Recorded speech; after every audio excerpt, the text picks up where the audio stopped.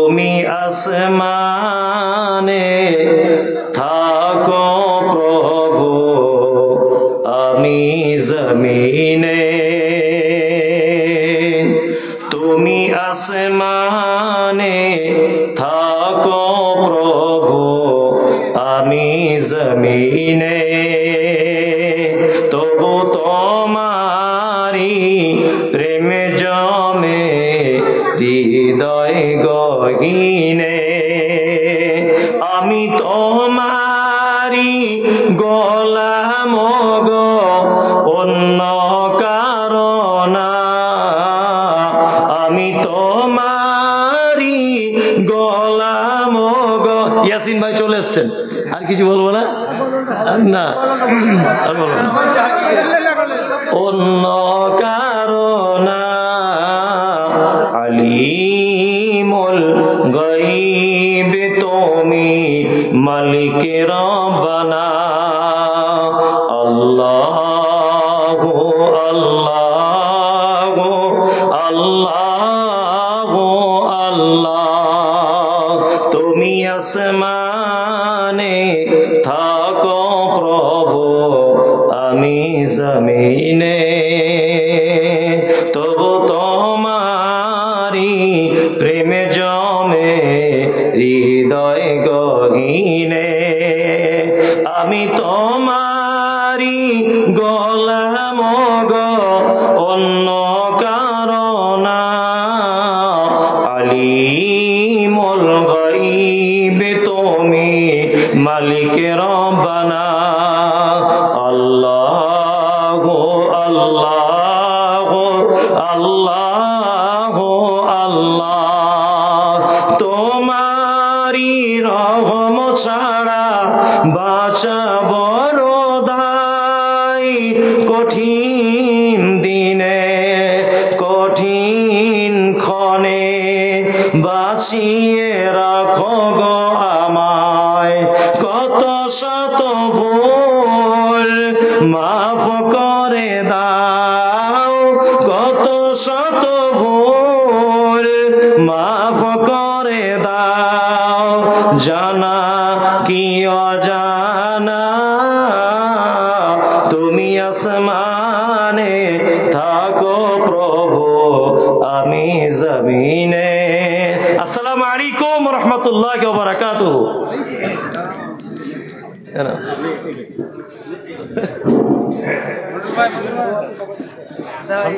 এবারে আপনাদের সম্মুখে সম্পাদকীয় প্রতিবেদন এবং কোষাধ্যক্ষ হিসাব পেশ করবেন। তারপরে মৌলানা ইয়াসিন সাহেব বক্তব্য রাখবেন, শেষ বক্তা।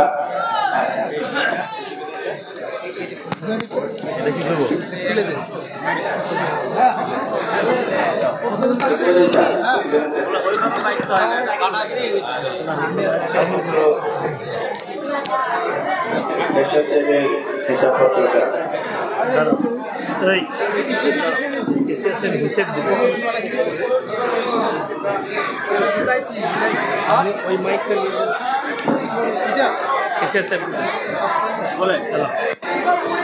বলবে না, না এইটাই বলছি।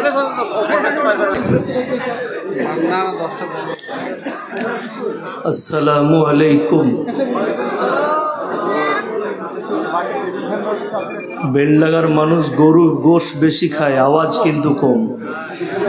আসসালামু আলাইকুম। আলহামদুলিল্লাহি রাব্বিল আলামিন, ওয়াসসালাতু ওয়াসসালামু আলা রাসূলিহিল কারীম, আম্মা বা'দ। ফাউযু বিল্লাহি মিনাশ শাইতানির রাজীম, বিসমিল্লাহির রহমানির রহিম।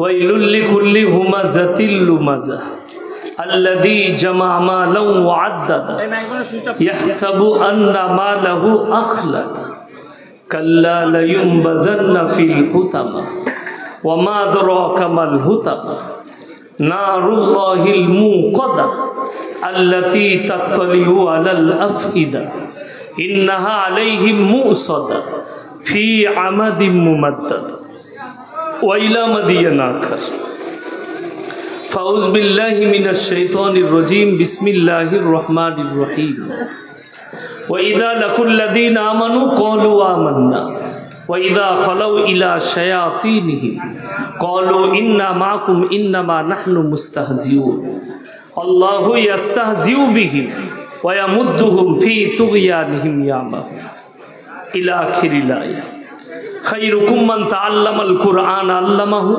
কামা ক্বালা আলাইহিস সালাতু ওয়াত তাসলিম। মাননীয় শ্রদ্ধেয় জ্ঞানী গুণী মানী সম্মানী আজকের এই জলসার মাননীয় সভাপতি মহাশয়, শ্রদ্ধের উলামায়ে একরাম, হুফাজে একরাম এবং আমার জ্ঞানী গুণী মানী সম্মানী মাননীয় শ্রোতা মণ্ডলী, পর্দার অন্তরালে পর্দা নসিব মায়েরা এবং বোনেরা, আল্লাহর বড় দয়া কৃপা ভালোবাসা আমাদের প্রতি, গোটা বিশ্বের প্রতি। সবাই আল্লাহ শুকর আদায় করে হৃদয় থেকে বলি আলহামদুলিল্লাহ। তারপরে পরে বিশ্ব নবী জানাবে মুহাম্মাদুর রাসূলুল্লাহ, সকলে বলুন সাল্লাল্লাহু আলাইহি ওয়াসাল্লাম। তিনার প্রতি শত কোটি দরুদ বর্ষিত হোক, বলুন আমিন সুম্মা আমিন। গুটি কয়েক কথা আলোচনা করব, আমরা সকলে আমল করব, বলুন ইনশাআল্লাহ। আমি একটু দেরি করেই ঢুকেছি, আমার দেরি কোনো দিন হয় না, আমি সব সময় তাড়াতাড়ি ঢোকার চেষ্টা করি। যাই হোক, আল্লাহ আমাকে উদ্ধার করে নিয়ে এসছে। আমি যখন 5:30টায় কাটুয়া ঘাটে ঢুকেছি, পুলিশ প্রশাসন এসে ঘাট ব্লক করে দিয়েছে। দুর্যোগের কারণে কোনো ঘাটে গাড়ি পার, মানুষ পার হবে না। আমি ওখান থেকে আবার 100 কিলোমিটার ঘুরলাম, সালার, কাঁদি, বহরমপুর হয়ে ঘুরে এলাম, ওই জন্য একটু দেরি হলো, তার জন্য আমি ক্ষমা প্রার্থী। আর আমার আগের বক্তা মমতাজুল ভাই কি বলেছেন জানি না, অনেকক্ষণ বক্তব্য দিয়েছেন, গুরুত্বপূর্ণ কথা বলেছেন। আর দুর্যোগ আল্লাহর তরফ থেকে আসে, আর আল্লাহ যেটা করেন মঙ্গলের জন্য করেন। মাদ্রাসার যারা কমিটি আছেন, মাদ্রাসার সেক্রেটারি, ক্যাশিয়ার, গ্রামের মানুষ, গ্রামের মা বোন, যদি অনেকের মনে মনে হবে দুর্যোগটা আমাদের ক্ষতি করলে, তাহলে কিন্তু ঈমান কমজোর। আল্লাহর ওপরে ভরসা রাখতে হবে, আল্লাহ এর মধ্যেই কোনো মঙ্গল রেখেছে, এটার নাম হচ্ছে ঈমান। আপনার যদি এইটুকু দুর্যোগে মনে হয় যে আমাদের ক্ষতি হয়ে গেল, আল্লাহর দিন কে চালায়? কথা বলে না? রুজির মালিক কে? তাহলে মাদ্রাসাওয়ালা দিকে চিন্তা করতে হবে না, আল্লাহ ঠিক চালাবেন। আর যেটা প্রয়োজন আল্লাহ ঠিক মিটিয়ে দিবেন। আপনার এইটুকু দুর্যোগে আপনার কষ্ট মনে হচ্ছে, মেদিনীপুর, 2 24 পরগনা, উড়িষ্যা, যারা সমুদ্রবর্তী এলাকায় আছেন তাদের কষ্টটা একটু অনুভব করুন। যাদের ঘর বাড়ি ভেঙে গেল, যারা মারাত্মক দুর্যোগের মধ্যে ডুবে আছে, সকাল থেকে বৃষ্টি আরম্ভ হয়েছে আমার বর্ধমানে। আমি ফোন করলাম খানা খাবার আগে, বলে এখনো বৃষ্টি চলছে, থামেনি একভাবে। হয়তো কাল সকালে আবার শুনতে পাবেন বাঁকুড়া, বর্ধমানের বহু বিস্তীর্ণ এলাকা আবার আপনার ভেসে গেছে বন্যায়, ওটা আমরা শুনতে পাবো। যাই হোক, আল্লাহ সকলকে হিফাজত করুক, বলুন আমিন।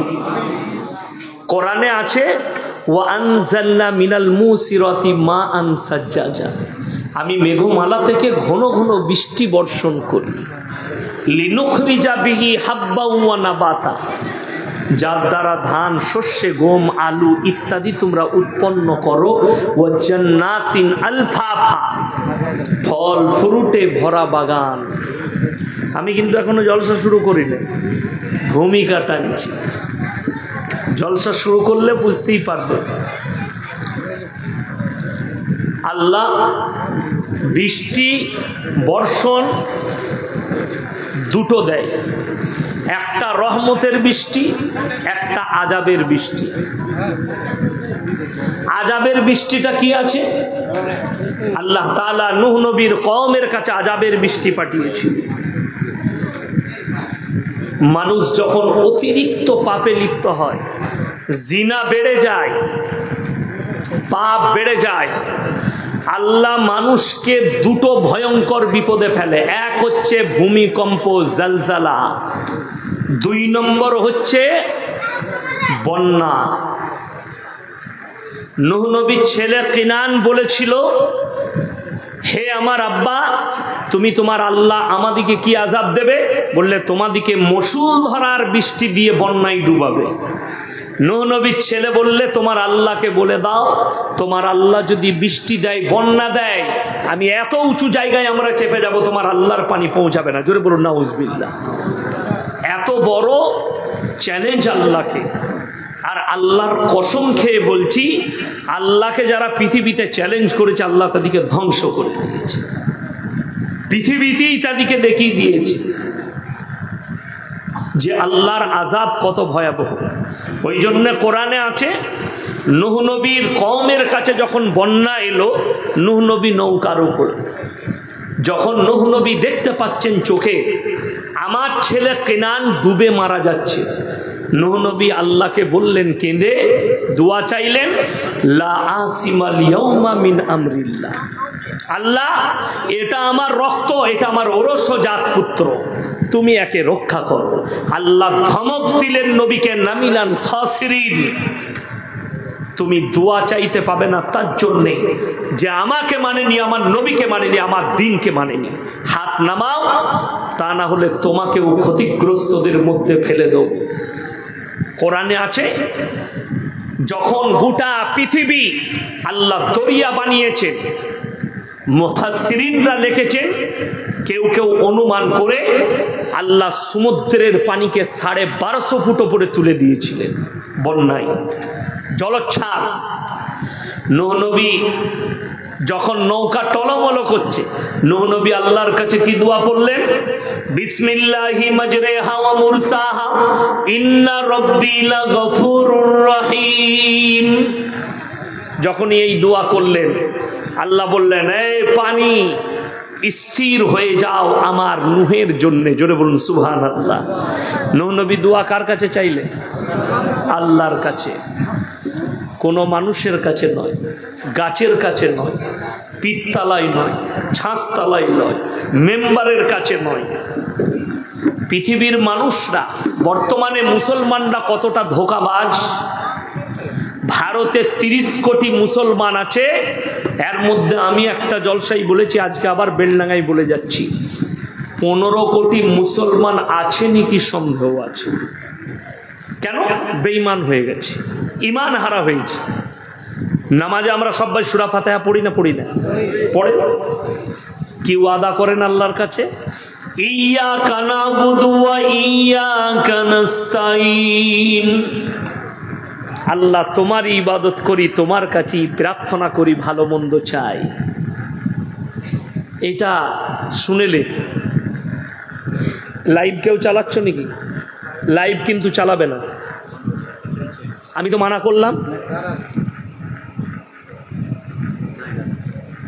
লাইভ চালাতে মানা করেছি। লাইভ চালালে কিন্তু আমি গল্প করে কাটিয়ে দেবো, গানা করি, গল্প জানি আমি। আমি তো মানা করলাম, মানা করার পর লাইভ চালাচ্ছে না গো, আসছে ব্যাপার। আমি খুলে কথা বলতে পারবো না। সেটাই তো নিষেধ যেটা করবে সেটা করো না তোমরা। তোমরা জানো না আমার কত লোক আমাকে ফলো করে? তাইলে মানা করলাম তো, এক্ষুনি আমার গাড়ি থেকে ড্রাইভারকে ডাকবো, সব খুলে ফেলি দেবো এক্ষুনি। আশ্চর্য বিষয় তো, যেটা মানা করে দেবো সেটা করবে কেন তোমরা?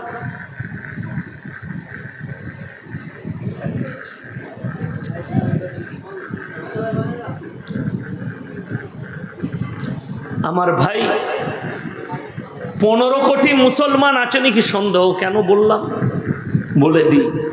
নামাজে আহলে হাদিস হোক, দেওবন্দি হোক, বেরেলি হোক, ফুরপুরা হোক, হড়হড়ে হোক, তালতালা হোক, বেলতালা হোক, খেজুরতালা হোক, যারাই নামাজ পড়ে তারা আল্লাহর কাছে প্রতি নামাজে ওয়াদা করে, করে না? করে না?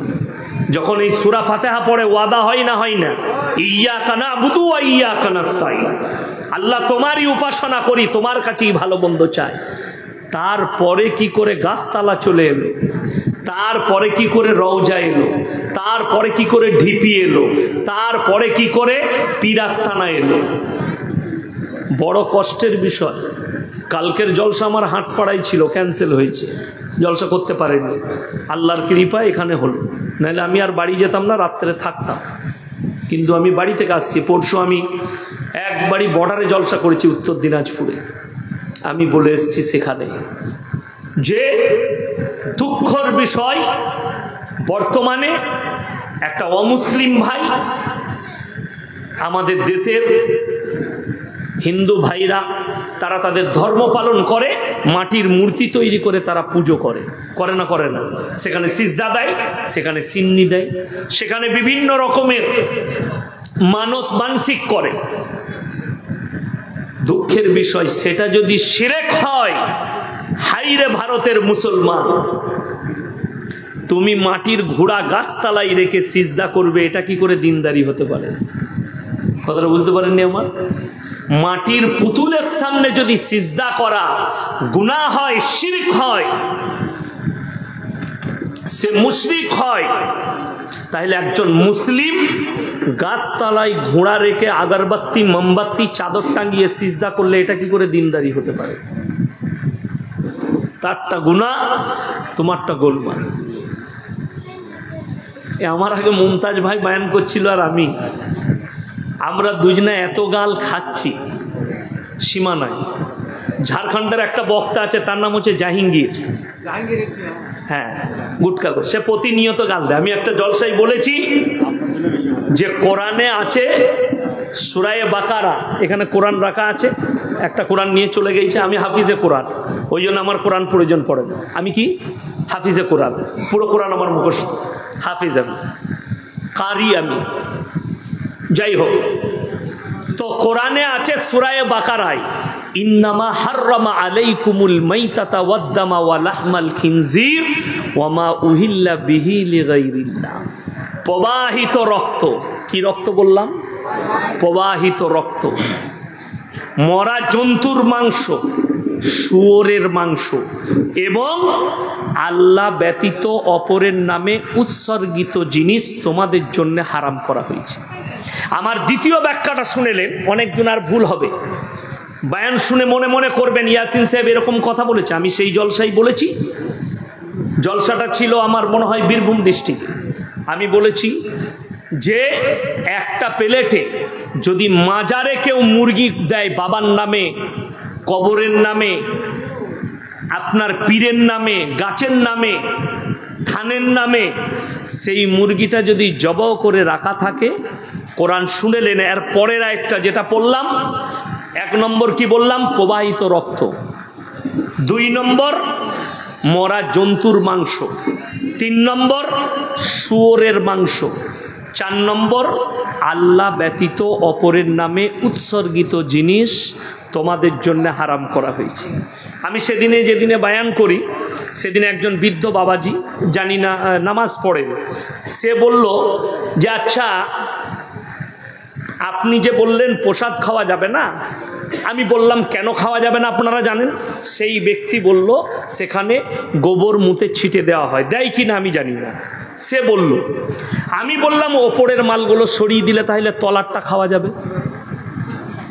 কথাটা বুঝতে পেরেছেন না পারেননি? যদি এটা ব্যাপার হয় যে ওটা খাওয়া যাবে, মুদ দেওয়ার কারণে খাওয়া যায় না, গরুর মুদ দেওয়ার কারণে, তাহলে ওপরের গুলো সরিয়ে দাও, তলারগুলো খাওয়া যাবে। তো সে চুপ করে গেছে, বলছে হুজুর বলতে পারছি না। আমরা ওইটা ফ্যাক্ট নয়, অরিজিনাল ফ্যাক্ট। আল্লাহ কোরআনে বলেছে আল্লাহ ব্যতীত অপরের নামে উৎসর্গ করার জন্য তোমাদের জন্য হারাম করা হয়।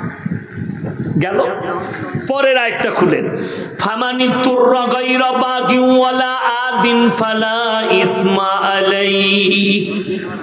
কোরআন এর পরের আয়াতই, হে আমার নবী বলো, তোমাদের মধ্যে যদি কেউ ক্ষতিগ্রস্ত হয়, ক্ষতিগ্রস্ত মানে কি? আপনি বিপদে পড়েছেন, জঙ্গলে যাচ্ছেন, এখন যদিও জঙ্গল আর নাই, মানুষ গাড়ি নিয়ে সফর করে, প্লেনে সফর করে, ঠিক কি না? তো আপনি এমন জঙ্গলে চলে গেছেন, আফ্রিকার জঙ্গলে, অর্ধেক রাস্তা পৌঁছেছেন, কোনো খাবার নাই, আপনি দেখলেন আপনার প্রাণ চলে যেতে পারে, না খেয়ে মানুষ মারা যেতে পারে, 3 দিন খাননি, 4 দিন খাননি পানি খেয়ে, এরপর আপনি দুর্বল হচ্ছেন। সেখানে যদি দেখেন হারাম কিছু বস্তু থাকে। কি বস্তু বললাম? শুয়োরের মাংস হোক, আপনার হারাম বস্তুর মাংস হোক, আপনি অতটা খেতে পারবেন যতটা খেলে আপনার প্রাণ বেঁচে যাবে। কথাটা বুঝতে পেরেছেন না পারেন? এটা কোরআন শোনাচ্ছে আমি, খুলেন তফসির নিয়ে এসে দেখুন। এখন প্লেটে যদি মুফাসসিরিনরা বলছেন, বেশিরভাগ মুহাদ্দিস মুফাসসিরিনরা বলেছেন, একটা প্লেটে মাজারের পরা মুরগি জবাই করা মাংস যদি থাকে, সেখানে যদি জান বাঁচানো ফরজ হয় আর আপনার খাবারের প্রয়োজন পড়ে, আর একটা প্লেটে হারাম বস্তু থাকে, তাতে শুয়োরের মাংস হোক অন্য প্রাণীর হোক, জান বাঁচানোর জন্যে উত্তম হচ্ছে শুয়োরের মাংসটা 2 পিস খাওয়া যাবে, কিন্তু মাজারের পরা মুরগির মাংসটা খাওয়া যাবে না। কেন? ওটা ডবল হারাম। কথাটা বুঝতে পারেননি? এখন এই গুটকাখোর জাহাঙ্গীর ভাই বলছে জিলাপি হুজুর ওর পেটে ভাঁটা পড়বে আর কি, মাজারের পড়া মালগুলো ওকে দিবে না আর কেউ, ইয়াসিন বলছে বলে। সে বলছে আরে ইয়াসিন কোরআন হাদিস জানে না, মাজারে আমরা মুরগিগুলো নিয়ে যাই তো আল্লাহর নামেই জবাই হয়। আপনাদের এখানে বাড়িতে কুটুম আসে না? আসে না? আসে। আচ্ছা, মুরগি করেন না? করেন না? দেশি মুরগি করেন। আচ্ছা, কবরস্থানে করেন না বাড়িতে করেন? এই গুটকাখোরকে কে বুঝাবে? তো তোর যদি মুরগি করার দরকার তো মাজারে যাবি কেন? বাড়িতে কর। কথাটা বুঝতে পেরেছেন না পারেন? আল্লাহর নামে জব করতে গেলে তাহলে তো মাজারে যাওয়া লাগবে না, যদি আল্লাহর নামেই জব করছিস। কিন্তু তা নয়, আপনি দেখতে পাবেন বেলডাঙ্গাতেই পাবেন, আমি বলবো না, জায়গার নাম বলবো না, নাহলে খুব ভয় লাগে। বেলডাঙ্গা তো কসাইখানায় ভরে দিবে নাকি ভয়। হ্যাঁ, একটা ছেলে ফোন করেছে, কি বুঝলেন, হোয়াটসঅ্যাপে লিখেছে, তো খালি মুর্শিদাবাদে এসে দেখাতো। আমি তাকে আজকেও লিখেছি যে আমি আজকে বেলডাঙ্গায় যাচ্ছি, আয় তো। আমি বললাম বেলডাঙ্গায় যাচ্ছি, চলে আয়, অসুবিধা নাই, তোকে কেউ মারবে না, তো খালি স্টেজে আসবি। বড় কষ্ট লাগে, দুঃখ লাগে, হক কথা বললে গায়ে লাগে। আমার ভাই, মুরগিটা যদি আল্লাহর নামে জবহ করা হয়, মাজারে নিয়ে যাওয়ার সওয়ালই আসে না। আপনি খুঁজলেন, আমার ছেলে মাধ্যমিকে ফার্স্ট হয়েছে, আমি একটা পাথর চাবড়ি দাতা বাবার নামে ছাগল দেবো। বাবু, দাতা বাবার নাম বলছে আর তুই জাহাঙ্গীর গুটকাখোর বলছিস যে আল্লাহর নামে। কথাটা বুঝতে পেরেছেন না পারেননি? যতজন নিয়ত করে মাজারে যায়। আচ্ছা বলুন আমার ভাই, খুব সুন্দরভাবে বুঝবেন একটা কথা, শিরিক কিরকম হয়, সূক্ষ্ম। আচ্ছা, ছাগলটা যদি আল্লাহর নামে জব হয়, তাহলে তার সমস্ত ঠ্যাং, মাথা, সিগমে এগুলো কোনোদিন ডাক হবে? কথা বলে না? এগুলো কি ডাক করা হবে, বিক্রি হবে? আরে গুটকাখোর জাহাঙ্গীর, ভালো করে শোন, পাথর চাবড়িতে নয়, যতগুলো মাজারে ছাগল আর মুরগি পড়ে সন্ধ্যাবেলায় ডাক হয়। ওগুলো পাথর চাবড়িতে যতগুলো ছাগল মুরগি পড়ে, তার মাথাগুলো পাগুলো ডাক হয়। আর টাকাটা যায় কোথায়? মমতা খালার ফান্ডে যায়, বাবার ফান্ডে নয়।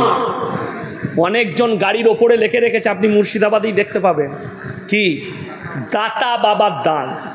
এর থেকে বড় শিরিক আর কিছু নেই। কথাটা বুঝতে পেরেছেন না পারেন? দেনেওয়ালাকে আল্লাহ লিখেছে, দাতা বাবা না। অনেকজন লিখে রেখে দিয়েছে গাড়িতে, KGN, খাজায়ে গরিব নওয়াজ। শিরকের বড় শিরক। আমাদের এলাকায় একজন গাড়ি কিনেছে, তা আমি বললাম লরি কিনলে মিষ্টি খাওয়াও মাদ্রাসার তালবিলিম দিকে আমাদিকে। না না, পাথর চাবড়িতে নিয়ত করেছি ছাগল নিয়ে ধোয়াতে যাব। গিয়ে খানা করেছে বাবার নামে ছাগল দিয়ে, গাড়িটাকে গা ধোয়াইছে পাথর চাবড়ির পুকুরে নিয়ে আসছিল, ঠিক ইলেম বাজারের কাছে মাল অ্যাক্সিডেন্ট করে ফেলেছে। আমি তাহলে বাবাকে ভালো করে টাকা দিই না, ওই জন্যে গোলমাল। বড় দুঃখের বিষয়, এইরকম ভাবে শিরকের ওপরে ডুবে ভারতের 15 থেকে 20 কোটি মুসলমান শিরক আর বেদাতে ডুবে আছে। আল্লাহ বাদ দিয়ে তার সৃষ্টির ওপরে বিশ্বাস, আল্লাহ বাদ দিয়ে তার বস্তুর ওপরে বিশ্বাস। আমার ভাই, ঝড় দিলে যে গাছটা ভেঙে পড়ে যাবে, আপনি কেমন করে সেই গাছটা ওপরে বিশ্বাস রাখছেন আল্লাহকে বাদ দিয়ে। যে গাছটা, যে মাটিটা পানি হলে মিটে যাবে, যে কবরবালার হিম্মত নাই, কবরে যিনি শুয়ে আছেন সে উঠে তোমার সাথে কথা বলে, তুমি কেমন করে বলো? আমার ভাই যারা আমাকে গালি দিচ্ছেন, আমি এখানে দলিল পেশ করে দেবো, আপনি অবাক হয়ে যাবে। অনেক মানুষ উর্দু বুঝেন না, তাই আজকে ভারতে ইসলামকে টোল করা হচ্ছে এই সমস্ত নালায়েক হুজুরদের জন্য। আমি একটা জলসায় বলেছি, আজকে যদি খাজা মঈনুদ্দিন চিশতি রহমতুল্লাহ আলাই জীবিত থাকতেন এদেরকে কাফের বলে ফতোয়া দিত। আজকে যদি আব্দুল কাদের জিলানী রহমতুল্লাহ আলাই জীবিত থাকতেন এদেরকে কাফের বলে ফতোয়া দিত। কেন? এরা যে কথাগুলো বলছে ইসলামকে টোল করা হচ্ছে। উত্তরপ্রদেশের ইউপির একটা অমুসলিম ছেলে একটা বক্তার বয়ানকে নিয়ে ইসলামকে টোল করেছে। কি টোল করেছে? আরে মুসলমান कहता है कि हमारा धर्म काल्पनिक है, গল্প। लेकिन जरा मुसलमान का सुन लो, কি শুনিয়েছে? বক্তা বয়ান করছে উত্তরপ্রদেশে উর্দুতে। কি বয়ান? मेरे भाई अब्दुल कादिर जिलानी रहमतुल्लाह अलैह तो वो थे, इतने बड़े पीर थे कि उनके खानका में जो कुत्ता रहता था, की बोललाम कुत्ता माने की कुकुर, उसके खानके में जो कुत्ता रहता था वो पूरे दुनिया के सारे पीरों से अफजल है। जो बोलूं नाउज़ुबिल्लाह। गुटखाखोर, জাহিলে মুতলাক, জাহিলে মুরাক্কাব, কুকুর কখনো মানুষের থেকে উত্তম হয়? কথা বলেন কি? উত্তম হবে? হবে না। 24 পরগনার এক বক্তা, অল্প বয়সী ছেলে, তাকে যখন ধরেছি যে ভাই এই বায়ানটা করলে কোথা থেকে, হুগলি ডিস্ট্রিক্টে ধরেছি আমি স্টেজে গিয়ে। আমরা আপনি যেটা বললেন এটা কোথায় আছে? হাদিসে, কোরআনে, কোনো বড় আলেমের লেখা কিতাবে? সে বলছে হুজুর শুনে। আমি তো সুনা মৌলবি, পড়া মৌলবি লস। সোনা মৌলবি জানেন? মুখস্থ মৌলবি। ওটা মাদ্রাসায় যেতে হয় না, খালি শুনে। আর আমাদের দেশের একটা খুব ভালো বাজার, কেউ যদি কানে হাত দিয়ে সুর করতে পারে, মায়েরা বাবেরা বলে বিরাট বক্তাবে, মেয়েরা বলবে দারুণ বক্তালো, কি গলা, বুঝলি কিলো, বলে বুঝিনি কিছু, খালি গলাটা ভালো। এই করে সমাজটাকে অর্ধেক শেষ করে দিল এরা। এই করে শেষ হয়েছে। কি বায়ান করছে? আমার ভাইয়েরা, মায়েরা, বোনেরা, বড় পীর আব্দুল কাদের জিলানী রহমতুল্লাহ আলাইহি দস্তরখানে খানা খেতে বসেছেন। তিনি খানা খাচ্ছেন, তেনার দস্তরখানে তেনার মুরিদ তাকে মুরগির মাংস দিয়েছে, দেশি মুরগি। আমাকে ভাই খাসির মাংস খাওয়ালো, গরুর মাংস খাওয়ালো, কি বুঝলে? খেলাম। আচ্ছা, আমি যে ছাগলের মাংসটা খেয়েছি, আমি যদি বলি আমি ইয়াসিন মৌলবি শওকত সাহেবের ছেলে, আমি এত বড় অলি, ওই ছাগলটা মাংসটা খাওয়ার পরে ছাগলটাকে আবার বাঁচিয়ে দেবো, জীবিত করব, তা আমাকে জিলাপি হুজুর বলবেন না, গুটকা করব? বড় কষ্ট লাগে। কি বলছে শুনে নেন। বড় পীর আব্দুল কাদের জিলানী, আমার বাবাজিরা, মায়েরা, বোনেরা, তিনি খাচ্ছেন। তিনার মুরিদ জিজ্ঞেস করলেন, বাবা আপনি এই দেশি মুরগিটা কেন খাচ্ছেন জান মেরে? বড় পীর বললেন, হে বাবা, আমি যে মুরগিটা খাচ্ছি, আমি বড় পীর ওই মুরগিটাকে জীবিত করার ক্ষমতা রাখি। জোরে বলুন নাউজুবিল্লাহ। এত বড় বেহুরমতি কথা। এই কথা যদি বড় পীর আব্দুল কাদের জিলানী লেকে যায়, কেউ দেখাতে পারে পৃথিবীর কোন মৌলবি, আমি ইয়াসিন জীবনে আর সমাজের বুকে বক্তব্য দেব না। এটা পুরো বানানো এবং মিথ্যা কথা। আপনারা বলুন, আল্লাহর কাছে রসুলের মর্যাদা বেশি না বড় পীরের? কথা বলে না এরা? রসুলের মর্যাদা বেশি। এখানে আলেমরা বসে আছেন, আমি চ্যালেঞ্জ ছুড়ে যাচ্ছি, গোটা বেলডাঙ্গায় এত বড় বড় মাদ্রাসা আছে, এতগুলো আলেম আছে, গোটা বেলডাঙ্গা থানায় আমি কালকে আবার আসছি, কোন মৌলবি যদি একটা হাদিস দেখাতে পারে যে নবীজি সাল্লাল্লাহু আলাইহি সাল্লাম দুম্বার মাংস খেলেন, দুম্বাকে জীবিত করলেন, নবীজি সাল্লাল্লাহু আলাইহি সাল্লাম বকরির মাংস খেলেন, বকরিকে জীবিত করলেন, নবীজি সাল্লাল্লাহু আলাইহি সাল্লাম উটের মাংস খেলেন, উটটাকে জীবিত করলেন, একটা হাদিস দেখালে আমি জীবনে আর বক্তব্য দেব না। একটা হাদিস দেখান। কেন? এরকম হাদিস নেই। এই খবিশের জানা নেই, এই জাহিলে মুরাক্কাবের জানা নেই। বড় পীরের নামে তুমি মিথ্যাচার করছো। শুনেলেন, আল্লাহ তাআলা এমন একটা মানুষকে এই শক্তি দিবে।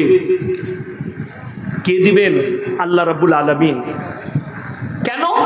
পৃথিবীর মুসলমানের ইমানি পরীক্ষার জন্য আল্লাহ শক্তি দিবেন। কি পরীক্ষার জন্য বললাম? ইমানি শক্তি পরীক্ষার জন্য। কাকে? দাজ্জালকে দেওয়া হবে। দাজ্জালকে আল্লাহ ক্ষমতা দিবেন, মেঘ থাকবে না, বৃষ্টি বর্ষণ করে দেখাবে, মৃত মানুষকে জীবিত করে দেখাবে। কে? দাজ্জাল। তখন বহু মানুষ ঈমান হারা হবে, বহু মানুষের ঈমান হারাবে। কিন্তু যারা মুমিন হবে তারা দাজ্জালের এই জাদুকে কখনো মেনে নিবে না। যারা মানবে না তারাই কিন্তু জান্নাতি, যারা মাথা নত করে মেনে নিবে তারাই কিন্তু জাহান্নামে যাবে। কেন জানেন? এখন বহু মুসলমান ঈমান হারাচ্ছে। কার জন্যে? বাগেশ্বর ধাম বাবা কুণ্ডলি বলে দিচ্ছে মানুষের, অনেক কিছু বলে দিচ্ছে। আমার ভাই বড় কষ্ট লাগে। একজন আমাকে বলছে যে আরে মুসলমান তোমরা গায়ের গোশত খাও, গরুর গোশত খাও, गाय हमारा माता है। हमने बराबर है। আমাকে বলছে गाय का दूध पीते कि नहीं? हमने पीता हूँ।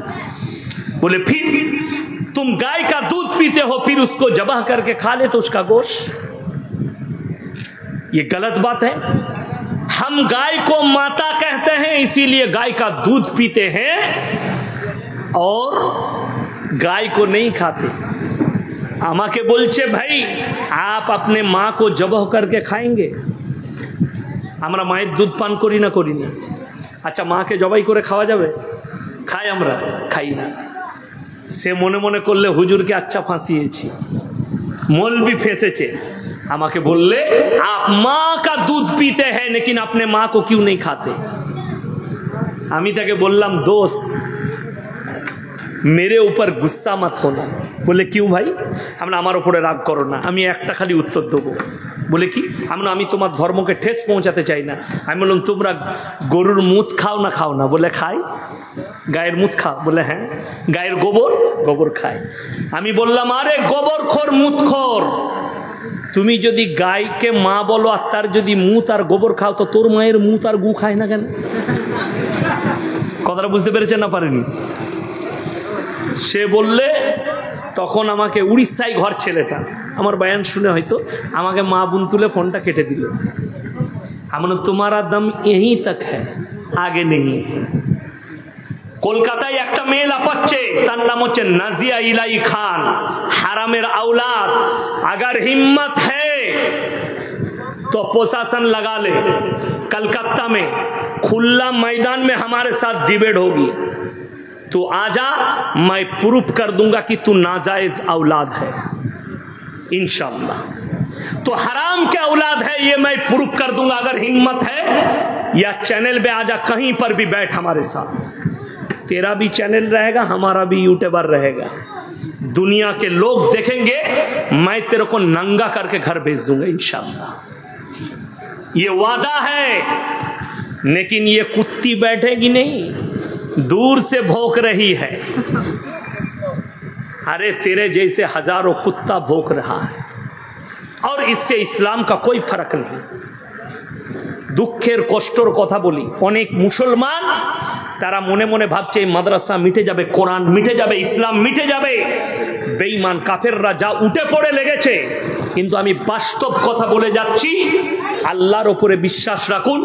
গোটা পৃথিবীর পরমাণু শক্তি যদি একদিকে দাঁড়িয়ে যায়, আল্লাহর কসম করে বলছি কোরআনের জের জবর পরিবর্তন করার ক্ষমতা পৃথিবীর কোনো শক্তির নাই। জোরে বলুন সুবহানাল্লাহ।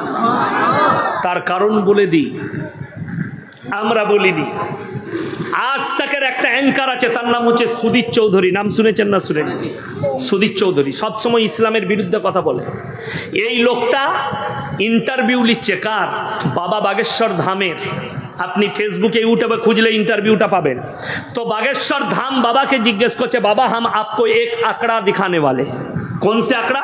बोले हिंदुस्तान के 2015 से 2021 तक दूसरे धर्म से लोग इस्लाम में कितने दाखिल हुए, इस्लाम को कितना लोगों ने अपनाया, और दूसरे धर्म के लोग सनातन को कितना अपनाया। बोले सुनाइए। तो সেই রিপোর্টার সুজিত চৌধুরী একটা রিপোর্ট বার করলো 2015 से 2021 तक 13 लाख लोगों ने इस्लाम को कबूल कर लिया। जोड़े बोलो सुभान अल्लाह। 13 लाख बाबा, और दूसरी धर्म से सनातन धर्म को अपनाया सिर्फ 30,000 लोग। आप बताइए अंतर कितना है। बाबा बोलचे आसमान और जमीन का अंतर है। अरे दुश्मना ने इस्लाम सुन लो कान खुलकर। गोबर भक्तों और पेशाब खाने वाले जरा कान खुलकर सुन लो हमारा तकरीर। अगर तुम्हें ये लग रहा है कि कोई मौलवी अगर भाषण देता है उसको जेल में डालकर इस्लाम को मिटा दोगे, अल्लाह की कसम ये तुम्हारा खौफ है, এটা তোমাদের স্বপ্ন। আমাদের মতো একটা মৌলবীকে যদি জেলে ভরো 100টা মৌলবী দাঁড়িয়ে আছে ইনশাআল্লাহ, কোনো অসুবিধা নেই। কিন্তু ভালো করে শুনে নাও, যারা এই কথা বলছো ইসলাম যদি এত খারাপ হয়, কোরআনের বাণী যদি এত খারাপ হয়, এই 13 লাখ কোন মানুষগুলো ইসলাম কবুল করেছে আমি জানি না। পৃথিবীর দামি লোকদের মধ্যে একজন হচ্ছে পৃথিবীর শ্রেষ্ঠ ব্রেক ড্যান্সার মাইকেল জ্যাকসন ইসলাম কবুল করেছে। জোরে বলুন সুবহানাল্লাহ। পৃথিবীর শ্রেষ্ঠ বক্সিং ফাইটার মাহমুদ আলী ইসলাম কবুল করেছে। পাকিস্তানের একজন ক্রিকেটার ইউসুফ ইউহানা এখন মোহাম্মদ ইউসুফ। এই রকম পৃথিবীর দামি দামি লোকরা ইসলামের ছায়াতলে আসছে। আল্লাহ রাসূল সাল্লাল্লাহু আলাইহি সাল্লামের হাদিস, হে আমার সাহাবীরা শোনো, যখন ইমাম মেহেদী যোদ্ধা যখন যুদ্ধ করতে লাগবে, আল আকসাই যখন ঝান্ডা গাড়বে, তুমি দেখতে পাবে পৃথিবীর দলে দলে বেঈমান কাফেররা ইসলামের ছায়াতলে আসছে। জোরে বলুন সুবহানাল্লাহ। গোটা পৃথিবীতে ইসলাম প্রতিষ্ঠিত হবে। আমার ভাই, আজকে কোরআনের প্রতি আপনার অনীহা, ইসলামের প্রতি আপনার অনীহা, মাদ্রাসার প্রতি আপনার অনীহা, অবাক হবেন কোন মৌলবি আজ পর্যন্ত বয়ান করেনি, কোন মৌলবি, যে আপনার ছেলেকে আপনি স্কুলে পড়াবেন না, আপনার ছেলেকে মাস্টার করবেন না, আপনার ছেলেকে ডাক্তার করবেন না, আপনার ছেলেকে প্রফেসর করবেন না। আমি আজকে ইয়াসিন এলান করে যাচ্ছি, আপনার ছেলে হাফিজে কোরআন করুন, তারপরে তাকে ভালো কনভেন্টে দেন, স্কুলে দেন, কলেজে দেন, মিশনে দেন। সেই ছেলেটা ডাক্তার হোক, মাস্টার হোক, ইঞ্জিনিয়ার হোক, তার নামাজ থাকবে, তার ঈমান থাকবে। আজকে আলামিন মিশন বলে আসার পরে মুসলিম যুবকদের ঈমান বেঁচেছে। তা না হলে তসলিমা নাসরিন কোনো অশিক্ষিত মেয়ে নয়, লন্ডন থেকে পড়াশোনা করেছে, তারপরও নাস্তিক। কেন? তার জীবনটা কেটেছে বেঈমান আর কাফেরদের কোলে। এই নাজিয়া ইলাহি খান এ কোনো অমুসলিম ঘরের মেয়ে নয়, মুসলমান ঘরে জন্ম নিয়েছে। না যায় সন্তান, না এর বাম্মায়ের কাছে দিন আছে, না এর কাছে দিন আছে। না থাকার কারণ একটাই, এদিকে দিনই শিক্ষা দেয়। আমার এক বন্ধু, আমার থেকে বয়সে বড়, আমার থেকে সিনিয়র ইঞ্জিনিয়ার, আমার এলাকায় বাড়ি। একদিন দেখা হয়েছে, আমাকে বলছে আমার ছেলেটাকে মনে করছি ভালো কোনো জায়গায় দেবো, কোথায় দিলে ভালো হয়? আমি বললাম আলামিন মিশনে দাও, নামাজটাও হবে, রোজাটাও হবে। কি বললো জানেন উত্তরে? মুসলিমদের ছেলে, ইঞ্জিনিয়ার, আমার বন্ধু। সেই দিন থেকে আমার কাছ থেকে দূরে। কেন? সে বলছে না, মুসলমানদের স্কুল কনভেন্টগুলোই, মাদ্রাসাগুলোয় আদর্শ নাই, রামকৃষ্ণ মিশনে দেবো, সেখানে আমার ছেলেটা ভালো আদর্শ পাবে। আমরা একদম দামি কথা বলেছিস, দামি কথা। সেখানে পড়লে মায়ের পাশে শোয়া যাবে, বোনের পাশে শোয়া যাবে, বিটির পাশে শোয়া যাবে। কিন্তু আলামিনে পড়লে আল্লাহর বিধান মেনে চলতে হবে। মাদ্রাসায় পড়লে আল্লাহর বিধান মেনে চলতে হবে। আজীব ব্যাপার। আমাকে বলছে, আরে তোদের গুড়ামি, জিলহিজ্জা মাসের 10 তারিখে কুরবানি করতে হবে, এটা মৌলবীদের, তোদের ইসলাম ধর্ম নিয়ে গুড়ামি, যে কোনো দিন করলেই হচ্ছে। কথাটা বুঝতে পারেননি? এটা তার ভাষা। তাকে আমি যা উত্তর দিয়েছি ওটা আর আমি এখানে বলবো না, রেকর্ডিং হচ্ছে, ওটা বলবো না। বড় কষ্টের বিষয়। তার কারণ কি? না এর বাম্মা দ্বীনি শিক্ষা দিয়েছে, না এর কাছে আদর্শ আছে। ওই জন্য আমার ভাই জানবেন, আপনার এই বেনদ্দহে শিশু মাদ্রাসা শুধু মাদ্রাসা নয়, এই যে শিক্ষাটা দিচ্ছে, আপনার সন্তান আগে গিয়ে বেঈমান হবার রাস্তা থাকবে না। জোরে বলুন সুবহানাল্লাহ। আপনার ছেলে কাফের হবার রাস্তা থাকবে না। তা না হলে বেঈমান কাফেররা জাল বিছিয়ে জালে ফাঁসবে। কলেজে যান, যারা কলেজ পড়ুয়া আছে তারা জানে, বেলডাঙ্গায় কলেজ আছে, আছে না নাই? মাদ্রাসার পাশেই, জালিলিয়ার পাশে। আমি তো দেখতে পাই, মাঝে মাঝে জালিলিয়ায় রাত কাটাই জলসা করে, দেখতে পাই, বড় কষ্ট লাগে। আমার পেছনে মনসুর ভাই বসে আছে, আমার ভাই জানো বেলডাঙ্গা বাজারে দোকান আছে, ইনাদের দোকানে মাঝে মাঝে চা ফা খায়। শুধু বেলডাঙ্গা কলেজ নয়, বহরমপুর কলেজ, কলকাতায় যতগুলো কলেজ আছে, আজকে এমন অবস্থা দাঁড় করিয়েছে বেঈমান কাফেররা যে স্কুলে কলেজে স্টুডেন্টরা গেলে, ছেলে মেয়েরা গেলে, তাদের টেবিল ভাগ নাই যে মেয়েরা আলাদা বসবে ছেলেরা আলাদা, সবাই বসবে নিজের নিজের জুড়ি লাগিয়ে, মানে প্রেম আর প্রেমিকার সাথে। এটা হাসছেন? বাস্তব কথা বলছি। খোঁজ নেন কলেজগুলোয়, আদর্শ নেই। বড় কষ্ট লাগে, দুঃখ লাগে। আপনি তাকিয়ে দেখুন, আরজি কর নিয়ে কলকাতায় আন্দোলন করছে ডাক্তাররা, জুনিয়র ডাক্তাররা। এদিকে আপনি আদর্শবান বলছেন। এদের থেকে নালায়েক আর এদের থেকে বর্বর কেউ হতে পারে না। আন্দোলন করা যায়। আচ্ছা আপনারা বলুন তো, এই যে আর আন্দোলন করছে, যদি 3 বছর আন্দোলন করে মেয়েটা বেঁচে যাবে তো নাকি? কথা বলে না? মেয়েটা বাঁচবে? বাঁচবে না। বড় কষ্ট লাগে।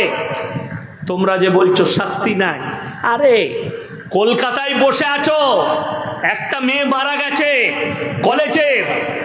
আরে অন্ধরা চোখটা খুলো, 10 বছর আগে, 5 বছর আগে আসিফা বলে একটা 10 বছরের বাচ্চা মেয়েকে মন্দিরের ভেতরে 10 দিন ডেকে ধর্ষণ করা হয়েছে। সেই দিনে যদি রাস্তায় বসতে, আজকে এই আরজি কর কাণ্ড দেখতে হতো না। সেই দিনে যদি তাদেরকে রাজপথে দিল্লির দাঁড় করিয়ে মুন্ডুচ্ছেদ করা হতো, আজকে এই আরজি কর দেখতে হতো না। তোমরা কি ভাবছো ধর্ষণ রুকে যাবে? আল্লাহর কসম খেয়ে বলছি, যতক্ষণ পর্যন্ত কোরআনের আইন লাগু না হচ্ছে, ইসলামী শরিয়া না লাগু হচ্ছে, সেই দেশ থেকে ধর্ষণ যেতে পারে না। আমি বলিনি।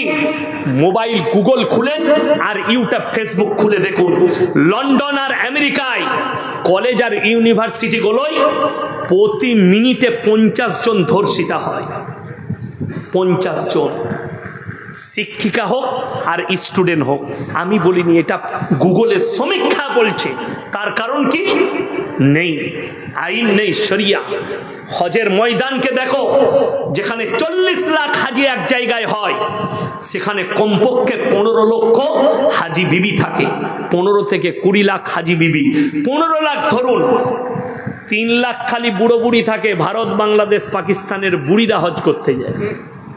কিন্তু ইন্দোনেশিয়া, মালয়েশিয়া, কুয়েত, কাতার, লেবানন, দুবাই, মিশর, ইরান, ইরাক, এদের যুবতী বিটি ছেলেরা হজ করতে যায়, বিবাহের আগে হজ করতে যায়। আমি ভারতের যতগুলো মিডিয়া আছে, কিয়ামতের সকাল পর্যন্ত সময় দিলাম, একটা বার করো যেদিন থেকে হজ শুরু হয়েছে আজকের তারিখ পর্যন্ত, হজের ময়দানে একটা যুবতী বিটি ছেলে ধর্ষিতা হয়েছে, আমি জীবনে আর বক্তব্য দেবো না। একটা বার করো পৃথিবীর ইতিহাসে। কেন? আরবে কেউ যদি 1 টাকাও চুরি করে, হাত দুটো কেটে দাও, কোরআনের আইনে। কেউ যদি ধর্ষণ করে, মুন্ডুচ্ছেদ করে দাও। পরকিয়া করলে অর্ধেকটা পুঁতে পাথর মেরে হত্যা করো, না হলে খেপা কুকুর লাগিয়ে দাও। অবিবাহিত ছেলেরা তারা যদি পরকিয়া করে, তাদেরকে কুড়া মারো। ছেলে আর মেয়ে যদি অবিবাহিত হয়, 100টা করে কুড়া মারো। আমাদের দেশে বেলডাঙ্গা বাজারে হাটেতে 10 টাকা চুরি করেছে, তাকে বেঁধে মারছে। আর কোটি কোটি টাকা কমের টাকা মেরে নিচ্ছে, তাকে আমরা চেয়ার ছেড়ে দিই, স্টেজে গলার মালা পড়ায় 1 লাখ টাকা দান করেছে মাদ্রাসায়। ঠিক বললাম না ভুল বললাম? রাগ করেন না আমার ভাই, ওই জন্য আমাকে সবাই দাওয়াত দেয় না। যাই হোক ভাই ভালোবাসে আমাকে দাওয়াত দিয়েছে। আমার কথা কিন্তু একদম তীরের মতো লাগবে, খালি ওষুধটা সকালবেলায় লাগাবে। আমি চুলকি দিয়ে চলে যাব, মহলমটা লাগানোর দায়িত্ব আপনার। আমি হক কথা বলছি। 1 টাকা চুরি করলে যদি অপরাধ হয়, 1 কোটি টাকা চুরি করলেও সেই একই অপরাধ। দুজনের শাস্তি হচ্ছে হাত কেটে নাও। আমাদের দেশে 10 টাকা চুরি করেছে বেলডাঙ্গা হাঁকড়ে, বেচারা গরিবের ছেলে, খাবার পয়সা নেই, তাকে বেঁধে মারছে, অথচ কওমের কোটি কোটি টাকা লুট করছে। তারা আমাদের সমাজে স্টেজে জায়গা পায়, তাদেরকে বলে ইনি হচ্ছেন সমাজসেবী। এটাই হচ্ছে দুঃখের বিষয়। কিয়ামতের আলামতের মধ্যে একটা আলামত এইটাই, যে চোররা সম্মান পাবে আর সম্মানীরা সম্মান পাবে না। আমার ভাই রাগ করবেন না, হক কথা বলে যাচ্ছি, কষ্ট হবে। ইসলাম শরীয়তটাকে যদি খেলা না মনে করতেন, পৃথিবীর কল্যাণের জন্য কোরআনকে পাঠানো হয়েছে। আল্লাহর হাবিব জনাবে মুহাম্মদুর রাসূলুল্লাহ, সকলে বলুন সাল্লাল্লাহু আলাইহি সাল্লামকে আল্লাহ তাআলা পাঠালেন রাহমাতুল লিল আলামিন করে, পৃথিবীর কল্যাণের জন্য পাঠিয়েছেন। আর ইসলাম মানে এটা নয় নামাজ রোজা তাসবিহ তিলাওয়াত করলাম, আপনার বেনত্তহ মসজিদে গিয়ে মাথাটা ঠুকলাম না, আপনার পা থেকে মাথা পর্যন্ত পরিপূর্ণ জীবন ব্যবস্থার নাম হচ্ছে ইসলাম। পরিপূর্ণ জীবন ব্যবস্থা সেটা হবে রাসূল আকরাম সাল্লাল্লাহু আলাইহি সাল্লামের জীবন আদর্শ মোতাবিক। আপনার আদর্শ যেন রাসূলওয়ালা আদর্শ হয়, নবীওয়ালা আদর্শ হয়। আমাদের আদর্শ কার আদর্শ? শয়তানের। এখানে এতগুলো মানুষ বসে আছেন, হাত তুলে বলুন তো ইমানদারির সঙ্গে কার জানা নাই মদ পান করা হারাম? কথা বলে না, বলেন না। সবাই জানেন না, জানেন না মদ পান করা হারাম? মুসলমান মদ পান করে না? করে না। মুসলমান মদ বিক্রি করে না? করে না, করছে। তাইলে সেই টাকা কি করে হালাল হতে পারে? মুসলমান জানে মদ খাওয়া হারাম, মুসলমান জানে সুদ খাওয়া হারাম, খাচ্ছে, হালাল কি করে হতে পারে? আপনারা বলুন তো। আমি নাম করব না, বেলডাঙ্গা বাজারে মুসলিম ছেলেরা লটারি বিক্রি করে না? করে না? আল্লাহ, বেশি লটারির টিকিট বিক্রি করছে। আচ্ছা, লটারি হারাম না হালাল? হারাম যদি হয়, কেন হারাম তাও শুনেলেন। যারা মনে করছেন আপনি বুঝান কোরআন হাদিস দিয়ে হারাম কেন, সকলে বলুন তকদিরের মালিক কে? ভাগ্যের মালিক কে? যদি ভাগ্যের মালিক আল্লাহ হয়, তাহলে তুমি ওই কাগজের লটারির দ্বারা তোমার ভাগ্যকে পরীক্ষা করছো, তার কারণে তোমার ঈমান ধ্বংস হয়ে যাবে। ভাগ্যের মালিক কে বললাম? আল্লাহ। কেউ যদি গণককারকে হাত দেখায়, পানিটা দেন তো, গণককারকে যদি কেউ হাত দেখায়, তার ঈমান ধ্বংস হয়ে যাবে। যে আমার ভাগ্যটা দেখে বলুন, ঈমান ধ্বংস হয়ে যাবে।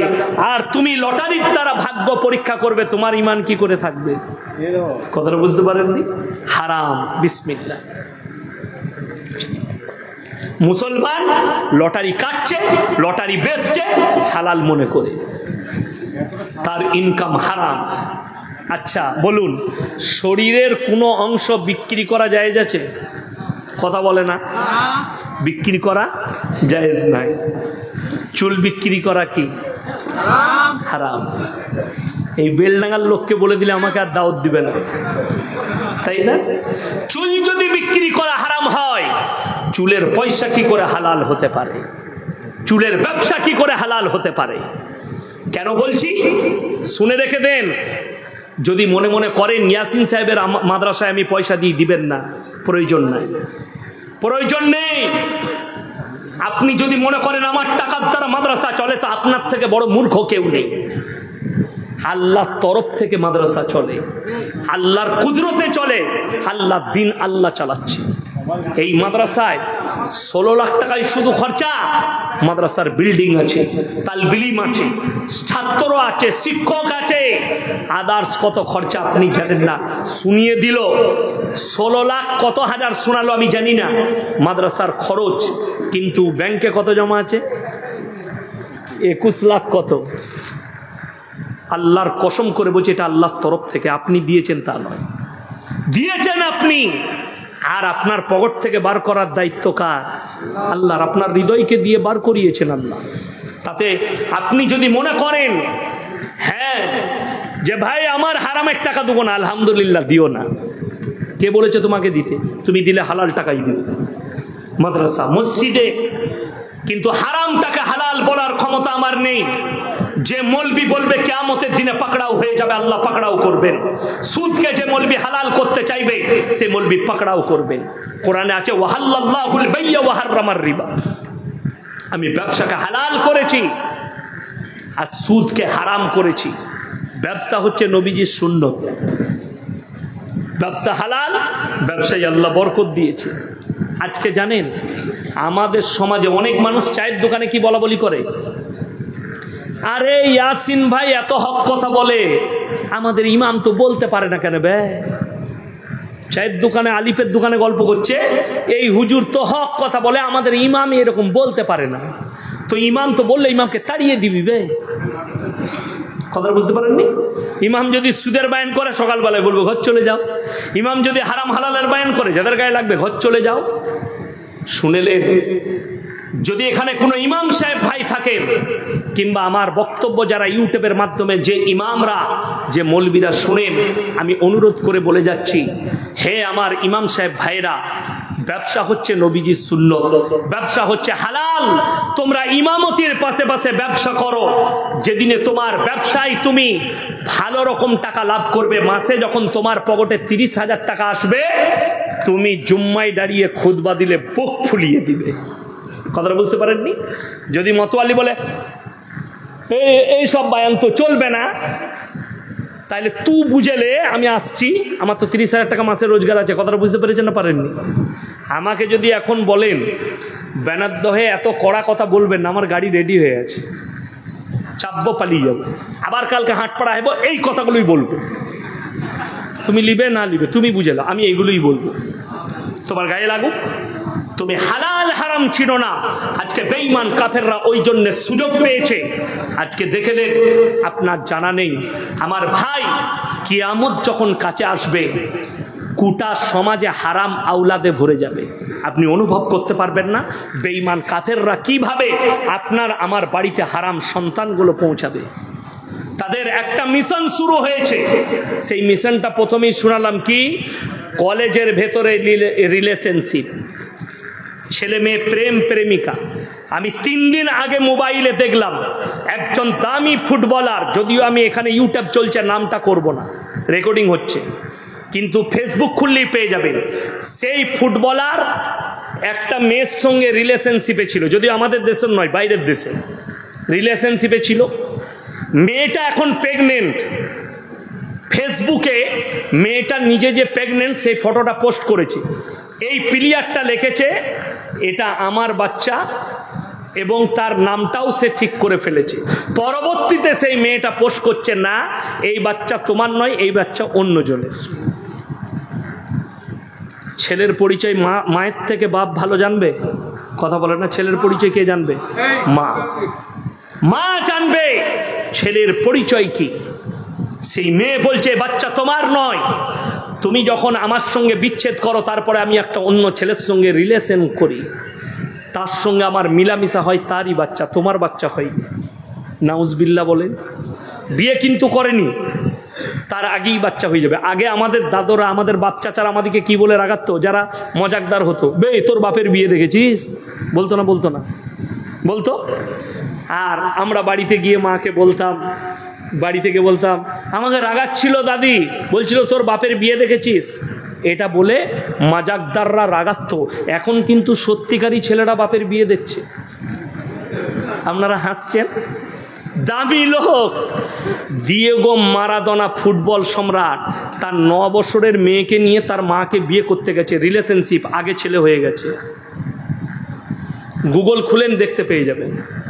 লিওনেল মেসি আর্জেন্টিনার একজন দামি ফুটবলার, তার 3 বছরের বাচ্চাকে নিয়ে তার মাকে বিয়ে করতে গেছে। 3 না 5 বছরের হবে, গুগল খুলে পেয়ে যাবে। 5 বছরের মেয়েকে নিয়ে তার মাকে, মানে বিয়ে আগে হয়ে গেছে, এই ছেলে আগে হয়েছে, পরে বিয়ে। বেঈমান কাফেররা, আপনারা বলুন, শুনেলেন বেঈমান কাফেররা কিভাবে ইমানকে ধ্বংস করবে? এখনো ভারতে আইন পাস হয় নাই, তবে খুব তাড়াতাড়ি 30 সালের মধ্যে হয়ে যাবে।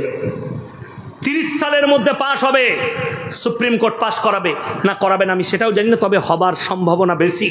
যখন সমকামী পাস হয়ে গেছে ভারতের মাটিতে, সমকামী যখন লিগেল হয়ে গেছে, পরকীয়া যখন সরকার পরকীয়াকে লিগেল করে দিয়েছে, এরপর এটা পাস হতে কতক্ষণ? আজকে যে আমি এসছি, আমাকে যদি জিজ্ঞেস করেন আপনি কে, আমার বাপের নাম বলবো না মায়ের বাবা? বাপের। আমি যদি শামীম ভাইকে জিজ্ঞেস করি, কিংবা আমাদের মাস্টার ভাইকে, কিংবা আমার ভাইজানকে জিজ্ঞেস করি, মনসুর ভাইকে, যে আপনার পরিচয় কি, বাপের বলবে না মায়ের নাম বলবে? বাপ যদি মারা যায় তাও বলবে আমি মৃত অমুকের ছেলে, ঠিক কিনা? বাপ মারা গেল কেন? আল্লাহ রাব্বুল আলামিন মানুষের পরিচয় দিয়েছে বাপের দ্বারা। জোরে বলুন সুবহানাল্লাহ। আপনাদের এখানে ছাগল আছে না নাই? গরু আছে না নাই? আচ্ছা, গায়ের বাচ্চা বলে ষাঁড়ের বাচ্চা বলেন না গায়ে? ছাগলের বাচ্চা বলে পাঁঠার বলেন না ছাগলের? ছাগলে। আপনারা হাসছেন, বাস্তব কথা বলছি। কেন? আল্লাহ জানোয়ারের পরিচয় দিয়েছে মায়ের দ্বারা, আর ইনসানের পরিচয় দিয়েছে বাপের দ্বারা। একটা ছাগল মাঠে চড়তে যাবে, 5টা পাঁঠা মিলামিশা করবে, কার বীর্য থেকে বাচ্চা হয়েছে এটা আল্লাহ ছাড়া কেউ জানে না। একটা গাই মাঠে চড়তে যাবে, 5টা ষাঁড় তার সাথে মিলামিশা করতে পারে, কিন্তু কার বীর্য থেকে বাচ্চা হয়েছে এটা আমার আল্লাহ একমাত্র জানে। কিন্তু একটা নারী যদি 4টা পুরুষের সঙ্গে মিলামিশা করে, সংশয় দাঁড়িয়ে যাবে বাচ্চাটা কার। ইসলামী শরীয়ত এটাকে জায়েজ করার দেয়নি। কেন? ইসলাম শরীয়ত বলছে, ইসলাম বলছে, রসুলের হাদিস বলছে, মানুষের পরিচয় আল্লাহ বাপের দ্বারা ঘটিয়েছে। লন্ডন, আমেরিকা, জাপান, জার্মান, উত্তর কোরিয়া, দক্ষিণ কোরিয়া, চাইনা, ব্রাজিল, অস্ট্রেলিয়া, স্পেন, যতগুলো বেঈমান কাফের দেশ আছে, তারা তাদের পার্লামেন্টে পাস করিয়েছে, এরপর থেকে কোনো ছেলে যদি চায় মায়ের পরিচয়েও বাঁচতে পারে, মানে জানোয়ার আর তাদের মধ্যে পার্থক্য থাকবে না। তার মানে এটা নয় যে বাপ মরে গেছে যে মায়ের পরিচয় না, বা মা বিয়েই করবে না, কারোর সঙ্গে মিলামিশা করবে, বাচ্চাটা হবে, সে মায়ের পরিচয়ে থাকবে হারাম আওলাদ। এরপর বলুন, আমাদের দেশে যদি বলেন হুজুর মুসলিমদের মধ্যে আসবে না, তুমি ভুল পথে আছো। মুসলমানের কাছে পরকিয়া চলে এলো আর ওটা আসবে না, মুসলমানের কাছে সমকামী চলে আর ওটা আসবে না। আল্লাহ রসুল সাল্লাল্লাহু আলাইহি সাল্লামের হাদিস, আখরি জামানায় হে আমার সাহাবীরা, পুরনো যুগের পাপগুলো নতুন ভাবে মডেলিং হয়ে আসবে। আগেকার যুগের পাপগুলো দেখুন, সমকামীটা কার পাপ? কোন যুগের পাপ? হযরতে লূত নবীর কওমের পাপ। এইটা কার যুগ? হযরত মুহাম্মদ মুস্তাফা সকলে বলুন সাল্লাল্লাহু আলাইহি সাল্লামের যুগ চলছে। এই যুগে সেই পাপটা পুনরায় ঘুরিয়ে এসছে, সমকামী। আপনাদের এটাও জানা নাই, আমি বলে যাই, যে বৎসরে ভোট হয়, ভোট হয়েছিল না হয়নি? ওই ভোটের বৎসরে কেন্দ্র বাহিনী দিয়ে ভোট হয়েছিল, মনে আছে? এইখানেই বেলডাঙ্গার মির্জাপুর কিংবা তার আশেপাশের কোনো গ্রামের একটা ছেলে মিলিটারির সঙ্গে সমকামী সে সেক্স করেছিল মাঠে। বলবেন মৌলী সাহেব তোমার কাছে খবর? একটা অ্যাপস বেরিয়েছে, অ্যাপসটার নাম হচ্ছে ব্লুড, চাইনা বার করেছে অ্যাপসটা। যতজন সমকামী আছে সবাই সেইখানে ঢুকে আছে, আর আপনাকে বার করে দেখিয়ে দেব কতগুলো মুসলিম শিক্ষিত যুবক সেখানে ঢুকে আছে সমকামী, কতগুলো মহিলা ঢুকে আছে। এই পাপটা কার? হযরতে লূত নবীর কওমের পাপ। হে আমার মুসলমান যুবক যুবতী, যারা স্কুল পড়ুয়া, কলেজ পড়ুয়া আছেন, যাদের মনে মনে হচ্ছে যে আমি এই পাপে লিপ্ত, আমার বাপ নামাজি, আমার মা নামাজি, আমার পরিবার নামাজি, আমি মারা গেলে তো আমার লেগে দোয়া করবে। শুনেলেন, কোরআন শুনিয়ে দিচ্ছি, চোখ দিয়ে পানি পড়বে।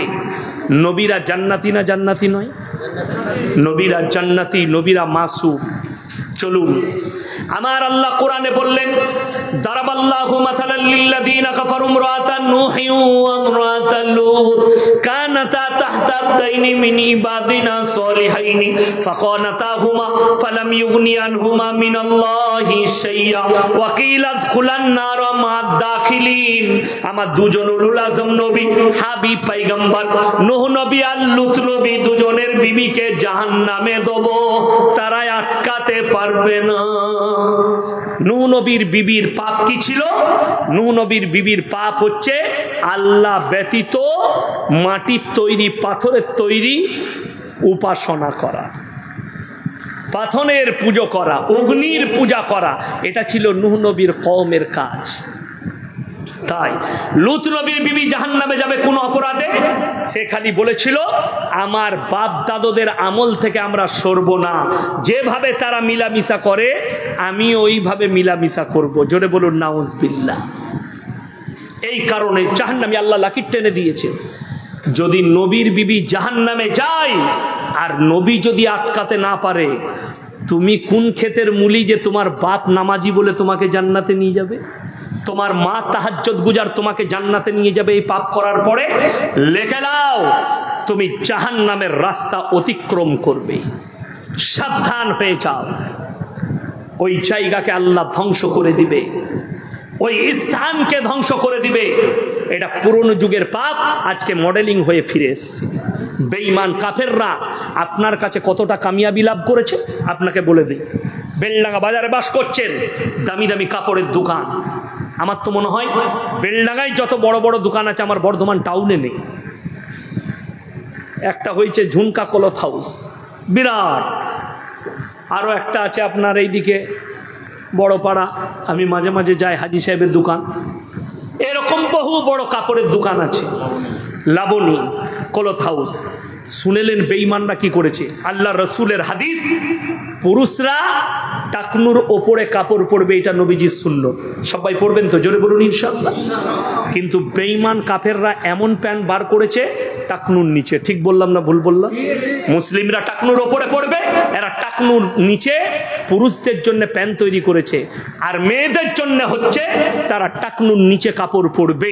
এই দুজন যারা টাকনুর ওপরে যে পুরুষ কাপড় পরবে না, টাকনুর নিচে যে পুরুষ কাপড় পরবে, ওই অঙ্গগুলো আল্লাহ কিয়ামতের দিনে জাহান্নামের আগুনে দেবে। যে মহিলা টাকনুর ওপরে কাপড় পরবে তার ওই অঙ্গগুলো জাহান্নামের আগুনে জ্বলানো হবে। আপনাকে দেখিয়ে দেবো। এখন যে সালোয়ারগুলো বার করেছে সব মেয়েরা এইখানে পড়ছে, এইখানে। ঠিক বললাম না ভুল বললাম? এতটা পা বেরিয়ে আছে। ওই পা দেখে যে পুরুষদের মনে জিনা জাগবে, বলাৎকারী জাগবে, যে মেয়েটার সঙ্গে জিনা করলে ভালো হতো, সেই পুরুষটা একা পাপী হবে না, ওই মহিলাও পাপী। বড় কষ্ট লাগে। আমার মা, আপনি কার অনুসারী হয়েছেন? কার অনুসরণ করছেন আপনি? কার অনুকরণ করছেন? বড় কষ্ট লাগে। আপনি বেঈমান কাফের, আপনার পেছনে পড়ে আছে। কি করে এদের ইমানকে ধ্বংস করা যায়? এগুলো সব পুরনো যুগের পাপ। আজকে আপনার দেখিয়ে দেবো, বেলডাঙ্গার বহু শিক্ষিত মেয়ে, এরা মনে মনে ভাবছে এই মৌলবীদের কথা শোনা যাবে না।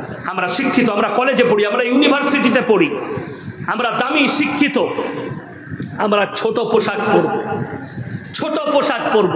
কেন? এটা মডেলিং। ছোট পোশাক পরাটা যদি মডেলিং হয়, সব থেকে দামি মডেলিং হচ্ছে বেলডাঙ্গা থানার কুত্তাগুলো, যারা কোনো পোশাকই পরে।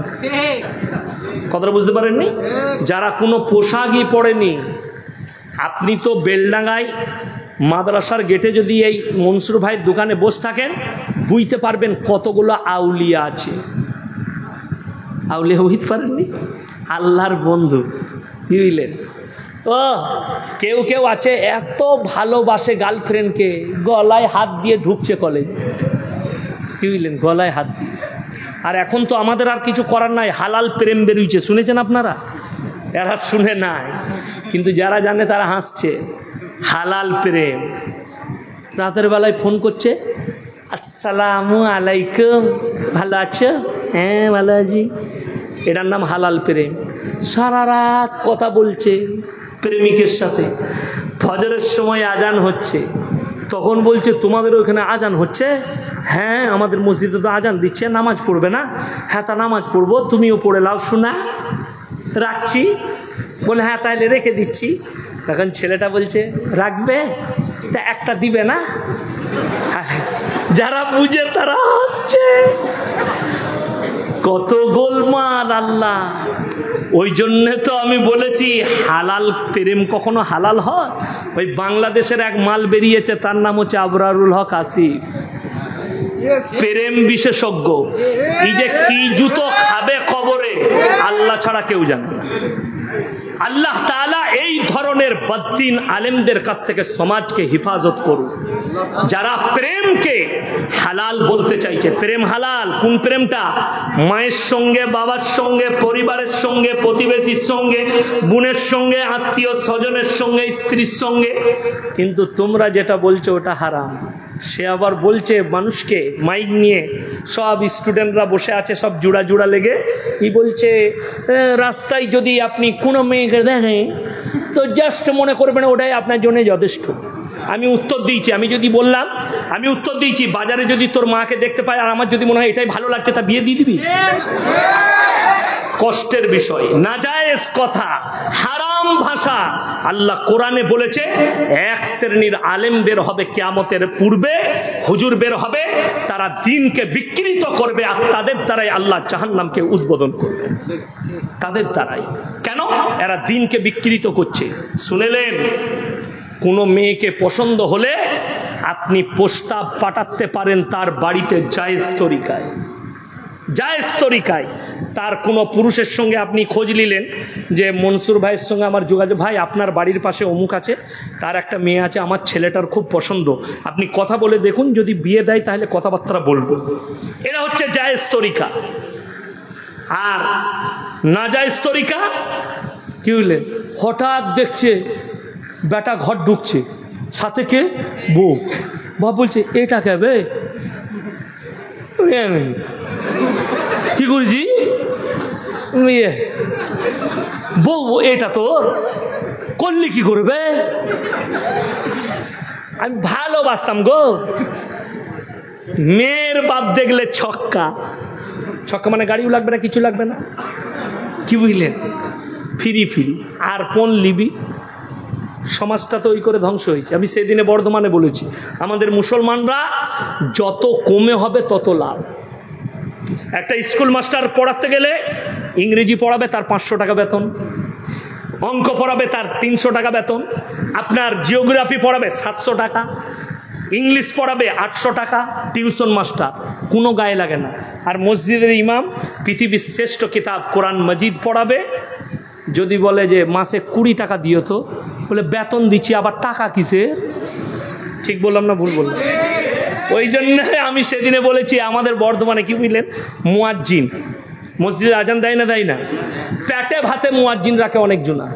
আমাদের বর্ধমানে যে পেটে ভাতে মুয়াজ্জিন, কি চাচা বুড়ো হয়ে গেছে, চাচাকে বলেছে চাচা তুমি মসজিদে ঝাড়ু দিবে আর 3 বেলা খাবে, সকালে চা, দুপুরে ভাত আর রাতে ভাত।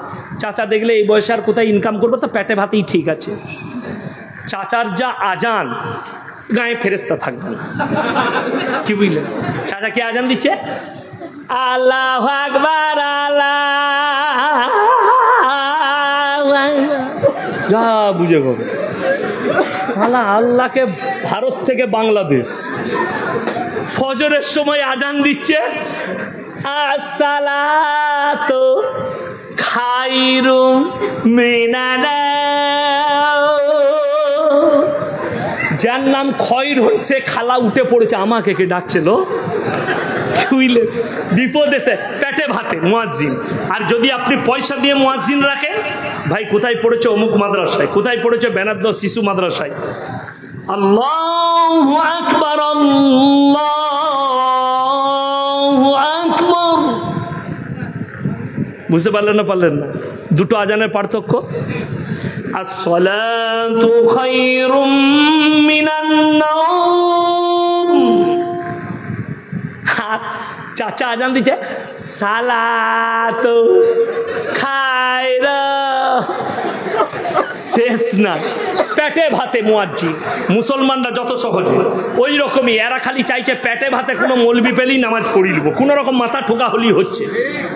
বড় কষ্ট লাগে। হাই আল্লাহ, আমাকে যদি কেউ বলে ইমাম রাখবো, আমি সেদিনে বর্ধমানে বলেছি, আমাকে যদি ইমাম রাখতে চাও 3 লাখ টাকা বেতন লাগবে। একজন বলছে তোমাকে রাখবই না, আমি আমাকে পারবি না তো রাখতে। আমাকে বলছে হুজুর এত পয়সা লিখছেন জলসা করে, আমি 1 টাকা নেবো না, ফ্রি। বলে কেমন করে? আমি ইমামের বেতন 50,000 কর, আমি ফ্রি জলসা করব। আমি আর জলসাই করব না, ইমামতি করব। কথা বুঝতে পারেন? সে তো জানে না যে তার থেকেও বেশি চালাক আমি। যখনই দেখবো ইমামের 50,000 বেতন হয়েছে, আমি আর জলসাই করব না, ইমামতি করব, ফ্রি জলসা করব, কাছে করে। আমার ভাই, দিনের ওপরে মহাব্বত নিয়ে আসুন। এই ব্রেনটা ছাড়া দুনিয়াতে যা কিছু আছে সব কিনা। ঠিক বললাম না ভুল বললাম? কলমটা কিনা, ব্রেনটা বাদ দিয়ে সব কিনা। যদি এই বুদ্ধি আর বিবেক কিনা যেত, সবাই বক্তা হয়ে যেত, সবাই ইয়াসিন হয়ে যেত, সবাই মুমতাজুল হয়ে যেত, সবাই মৌলবি শওকত হয়ে যেত, সবাই জাকির নায়েক হয়ে যেত। ঠিক কিনা? ব্রেন ছাড়া সব কিছু কিনতে পাওয়া যায়, যেটাই কিনবেন সব কিনা। খালি এই ইলিমটা ছাড়া যেটা হাসিল করা গেছে এটা পাবেন না, এটা আল্লাহর তরফ থেকে দান যারা ইলিম হাসিল করেছে। তাহলে আপনি কোরআনের জন্য যদি টাকা খরচ করতে না পারেন, তা আপনার জন্য দুঃখের ব্যাপার। এই মাদ্রাসা এই বানারদহ শিশু মাদ্রাসা আপনি দেখলেন ছাত্র দিকে, শুধু এটাই নয়, আপনি একদিন আসুন কিভাবে পড়াচ্ছে দেখে যান। হেড মোল্লার সঙ্গে যোগাযোগ করুন, মাদ্রাসা সেক্রেটারির সাথে যোগাযোগ করুন, কমিটির সাথে। ভাই আপনার মাদ্রাসা পরিদর্শন করতে এসেছি। আমার যখন জলসা থাকে না, আমি তখন বিভিন্ন মিশন ইংলিশ মিডিয়াম আমি পরিদর্শনে যাই, তারা কিভাবে পরিকাঠামো করছে, কিভাবে খাওয়াচ্ছে। আমি আমাদের বাঁকুড়ায় একটা মিশন আছে, আলামিন মিশন, বাঁকুড়া কাঁটাদিঘিতে, আমি একবার গেছি, সেখানে খাওয়া দাওয়াও করেছি। তাদের পরিবেশ দেখলাম, নামাজের পরিবেশ, ছেলেদিকে কোরআন শিক্ষা দেওয়া হয়, মৌলবি রেখেছে 3টে, তাদেরকে দিনী শিক্ষা দেওয়া হয়, খুব ভালো লাগলো। খলকপুরে আলামিন মিশন। আমার ভাই, ওই জন্য আপনাদিকে বলে যাচ্ছি, সবাই দিনের প্রতি মহাব্বত আনবো, জোরে বলুন ইনশাল্লাহ। বেঈমান যেন কামিয়াবি লাভ করতে না পারে। বেঈমানরা চাইছে, শুনেলেন হে আমার যুবক, তারা আমাদিকে দিয়ে জিনা করাচ্ছে, কিন্তু আমরা অনুভব করি না। কি করে অনুভব করবেন? নাম তো সব পাল্টিয়ে দিয়েছে। তারা নাম দিয়েছে 14ই ফেব্রুয়ারি ভ্যালেন্টাইন দিয়ে, কাজ হচ্ছে জিনা করা। তারা নাম দিয়েছে চকলেট ডে, কাজ হচ্ছে জিনা করা। তারা নাম দিয়েছে কিস ডে, কাজ হচ্ছে জিনা করা। এগুলো ইহুদি নাসারা বেঈমান কাফেরদের তৈরি, যেন এরা ইমানকে ধ্বংস করে। আমি খালি হাওড়া জেলায় এইটুকু বলেছিলাম, জন্মদিন পালন করা চলবে না। আমাদের দেশে 12ই রবিউল আউয়াল পালন হয়, হয় না? হয় না? কথা বলে আপনাদের মুর্শিদাবাদে হয় না? হয়, ইসলামপুরে হয়, ডোমকলে হয়, বহরমপুরে হয়। তো আমি হাওড়া জেলায় জলসা করতে গেছি, জালালসিতে জলসা ছিল। তারপরে আবার গেলাম এক জায়গায়, জালালসি থেকে জলসা করে শেষ রাত্রিতে এক জায়গায় জলসা করলাম। তো বাগনানে আমি জলসা করছি, আমি বললাম বাবা কেক কেটে ছেলের জন্মদিন পালন করা জায়েজ আছে? সবাই বললো না। আপনারা কি বলছেন, জায়েজ আছে? কেক কেটে জায়েজ নাই। হ্যাঁ, জায়েজ কাদের আছে? বাংলাদেশের কটা গুটকাখোর হুজুর আছে, তারা কেক কেটে জন্মদিন পালন করে। একটা আছে বাউল বুস্টম, কে? গিয়াসউদ্দিন তাহিরি, সে কেক কেটে জন্মদিন পালন করে, তার জায়েজ আছে। কেন? বাউল বুস্টম, ওকে মৌলবি বলা যাবে না। যারা আলেম মনে করবে মৌলবি বলবে, তাদের গুনাহ হবে। ওরা বাউল বুস্টম, ওদের জায়েজ আছে। আমার ভাই, আমি বললাম যে 12ই রবিউল আউয়ালে ঝান্ডা নিয়ে জুলুস বার করা চলবে না। আমাকে কি বললো জানেন? কোথায় লেখা আছে চলবে না? আমি বললাম আমি জানি না, সত্যিকারই জানি না। এখানে মলি সাহেবরা বসে আছে, আপনি আছেন তো? আচ্ছা, কোথাও লেখা আছে জানেন যে 12ই রবিউল আউয়ালে ঝান্ডা নিয়ে বেরোনো যাবে না? জানি না। আমাকে বললে তাইলে আপনি নিষেধ করছেন কেন? আমি বললাম এটাও যুক্তি। আমি বললাম তাহলে আমার দুটো কথা শুনো। 3-4টা যুবক এক জায়গায় বসেছে, বললে ঠিক আছে বলুন। আমি বললাম তাদেরকে যে আজকে রাত্রে এশার ফরজ নামাজ ক রাকাত পড়েছো? আপনারা ক রাকাত পড়েছেন? 4 রাকাত। আমি বললাম আমি ইয়াসিন বলে যাচ্ছি, কাল থেকে তোমরা 6 রাকাত পড়বে। বলে কেন পড়বো? দলিল দেন। আমি বললাম, বলছে নবীর মহাব্বতে ইশকে, মানে গুটকাখোর জিলাপি হুজুররা বলছে নবীর মহাব্বতে জুলুস বার করি। আমি বললাম এ হারাম কর, আল্লাহর মহাব্বতে 2 রাকাত বেশি নামাজ পড়া যাবে না? কথা বলে না? যদি নবীর মহাব্বতে জুলুস বার করা যায়, কোরআন হাদিসে না থাকলেও, সাহাবীদের আমলে না থাকলেও, রসুলের আমলে না থাকলেও, তাহলে আল্লাহর মহব্বতে 2 রাকাত বেশি নামাজ পড়তে পারবি না? ওটা তো আল্লাহর মহব্বত, যদি এটা রসুলের মহব্বত হয়। বলছে দলিল চাই। আমরা আচ্ছা, আমি বললাম এই জায়গাটা কার? আমি যদি বলি আমার, দলিল কে দিবে? কথা বলে না? আমি দেবো না? আমার কাছে দলিল চাইবেন না? আমি যদি বলি আমার বাপের নয়, এরকম একটা দলিল দাও, আমাকে পাগলখানায় নিয়ে যাবেন না? মালটার মাথাটা চলে গেছে। তো আমি বললাম জুলুস তুমি বার করছো, দলিল আমি কেন দেবো? তুমি দলিল দিবে কোথায় আছে? 4 জন খলিফা চলে গেছে, তারা তাদের জীবন দশায় কোনোদিন 12ই রবিউল আউয়ালের জুলুস বার করেনি, তারা কোনোদিন জন্মদিন পালন করেনি। তারপরে যতগুলো সাহাবী চলে গেছে, 4 জন ইমাম, আমি চ্যালেঞ্জ ছুড়ে গেলাম এখানে, ইমাম আবু হানিফা রাহিমাহুল্লাহ, ইমাম শাফি, ইমাম মালিক, ইমাম হাম্বল, এদের 4 জনের জীবনীতে কোনো মৌলবি যদি বার করতে পারে যে এরা 12ই রবিউল আউয়াল পালন করেছে, আমি জীবনে আর বক্তব্য দেবো না। এরা করলো না। আর তুমি বলছো ইমাম আবু হানিফাকে মানি, কিন্তু তোমার থেকে বড় দুশ্মন কেউ নেই ইমাম আবু হানিফা। কেন? তিনি কোনোদিন করেননি, অথচ তুমি বার করেছো। এটা কে বার করেছে? কোন জিলাপি, কোন গুটকাখোর হুজুর বার করে দিয়েছে? মানুষ দিন মনে করে এটা করছে। বেনামাজির হাতে জবাইকৃত পশু খাওয়া যাবে কি? খাওয়া যাবে? বেনামাজিরা খাবে? কথাটা বুঝতে পেরেছেন না পারেননি? বেনামাজির হাতে জবাই করা মাংস কে খাবে? বেনামাজিরা খাবে। আমি কেন খেতে যাব? অনেকজন বলে, দেখুন মুরগি জবাই করে বিক্রি হয় না? গরু জবাই করে বিক্রি করে না? অনেক গ্রামে দেখবেন আছে ইমামরা জবাই করে না? আমার গ্রামে আছে, হয় মাদ্রাসার শিক্ষককে ডেকে নিয়ে যায়, নাহলে একজন 5 ওয়াক্তের নামাজি ব্যক্তি জবাই করে কি গরু। অনেকজন কি বলেছেন, প্রত্যেক দিন গরু জবাই করলে গুনাহ হবে, তা কাটা মাংস খাবি তুই? কথা বলে না? যদি প্রত্যেক দিন গরু জবাই করা না যায়, আর তোর যদি মাংসর দরকার পড়ে, কি খাবি? কাটা মাংস খাবি তো? শুনেলেন, গরু জবাই করে 5 ওয়াক্তের নামাজি যদি বিসমিল্লাহ আল্লাহু আকবার বলে গরু জবাই করে মাংস বিক্রি করে, এতে নেকি আছে? জোরে বলুন সুবহানাল্লাহ। যে মুরগিওয়ালা মুরগি জবাই করছে, তাকে নামাজি হওয়া জরুরি। আল্লাহ রসুলের হাদিস কেন বলে দিই, খাওয়া যাবে না কেন বললাম? যে যার নামাজ নাই, নবীজি বললেন তার মধ্যে ইসলাম নেই। কি বললাম? যার নামাজ নেই, নবীজির হাদিস, তার মধ্যে ইসলাম নেই। এরপরে আপনার বিচার, আপনি আরে জবাই করা তো দূরের কথা, আমাদের দেশের ছেলেরা হোটেলে মদ খায়, তারপরে মুরগি খেতে গেলে জিজ্ঞেস করে, দাদা এটা জবাই না কাটা? আমরা মার হারাম করকে জুতো করে হারাম খাচ্ছে, আবার ওটাকে জিজ্ঞেস করছে। এবার দুটোই তো এক, জিজ্ঞেস করে আর কি করবি? আমাদের মুসলমানদের দশা সেরকম। দেখে না কে জবাই করেছে, দাদা 1 কিলো মাংস দাও, তবে কে জবাই করলো দেখ। গাঁজাখোর করেছে না মাতাল করেছে? আমি মুরগির মাংস আনতে গেলে নিজে জবাই করি। কে করে? আমি যদি চোখে না দেখি, আমি নিজে জবাই করি। আমি জবাই করে দিচ্ছি, ছাড়িয়ে মাংসটা দে। আর গরুর মাংস তার কাছে নিই যার কাছে আমার মাদ্রাসার শিক্ষক জবাই করে, তার কাছে আমি গরুর মাংস। আপনিও নেবেন। যাই হোক আমার ভাই, আপনারা সবাই দিনের ওপরে মহব্বত করবেন। জোরে বলুন ইনশাআল্লাহ। নামাজ হাত তুলে বলুন তো, কেউ ছাড়বো না। জোরে বলুন ইনশাআল্লাহ।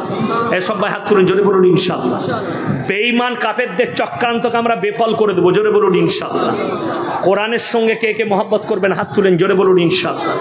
হ্যাঁ, যদি কোরআনের প্রতি মহব্বত থাকে, দেখুন নবীজি সাল্লাল্লাহু আলাইহি সাল্লাম দিনের যে প্রচার করেছেন, কিসের দ্বারা? কথা বলে না? নবীজি যে আরে কোরআনের দ্বারা করেছে। এই তো কোরআন আমার সামনে আছে, আমি যদি বলি সবাই ইসলাম কবুল করো, কবুল করবে? পাগল আসতো। শুধু এই কোরআনের দ্বারা নয়, রসুল সাল্লাল্লাহু আলাইহি সাল্লাম শুধু আখলাকের দ্বারা নয়, তার সঙ্গে মালের প্রয়োজন হয়েছে। জানেন না আপনারা?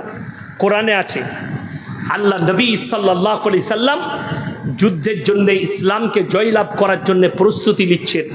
আল্লাহর আয়াত এলো, ইসলামকে কামিয়াবি করার জন্য তুমি মানুষকে বলো ওয়ামা ইউকরিদুল্লাহ কারদান হাসানা, আল্লাহর রাস্তায় কে কি দান করবে বলো। আল্লাহ নবী সাহাবীরা নিজেদের জান মালকে কুরবান করেছে। বলুন সুবহানাল্লাহ। তারপরে ইসলাম কামিয়াব লাভ করেছে। যুদ্ধের জন্য অর্থের প্রয়োজন হয়েছে ইসলামের জন্য। আজকে যে মাদ্রাসা আছে, শুধু আপনার দোয়ার দ্বারা চলবে না, শুধু জলসার দ্বারা চলবে না, শুধু দানের দ্বারা চলবে না, আপনার মেহনত থাকতে হবে, দান থাকতে হবে, সব কিছু থাকতে হবে। আমার ভাই, আমি বলবো 500 করে টাকা 50 জন ব্যক্তি কে কে আছেন কোরআনের জন্য দিবেন, তাড়াতাড়ি লগত হাত তুলে আমার কাছে উঠে আসুন। হাত মিলান, 50-500 করে টাকা দেন। আমি মুসাফির মানুষ, আমার চক্করটা শুনেলেন। আজকে আমি 250 কিলোমিটার ঘুরেছি। কত কিলোমিটার বললাম? 250। এখান থেকে আমি যাব, আমি ভাইকে শোনাচ্ছিলাম, ফজরের পরে দিনের বেলায় আমার প্রোগ্রাম আছে কোথায়? একবারই হাওড়া বাঁকড়ার কাছে আমার প্রোগ্রাম আছে, কাঠালিয়ায়। মাশাল্লাহ 2 জন হয়েছে। ভাই এটা ধরুন তো একবার, এটা ধরুন একবার। 2 জন ভাই, তাড়াতাড়ি উঠে আসুন। আবার আমি কালকে ওখান থেকে বেলডাঙ্গা আসবো। কি বুঝলেন আমার ভাই? 2 জন হয়েছে, আমি 50 জন চেয়েছি। তাড়াতাড়ি, যদি পকেটে পয়সা না থাকে, ফোনপে আছে, ফোনপেতে মেরে দেন, ফোনপেতে মেরে দেন। 50 জন ব্যক্তি আমি বলেছি, তাড়াতাড়ি। মাত্র 2 জন হয়েছে। মায়েদের মধ্যে যদি কেউ থাকেন তাড়াতাড়ি পাঠান, মাত্র 500 করে কোরআনের মহব্বতে। কে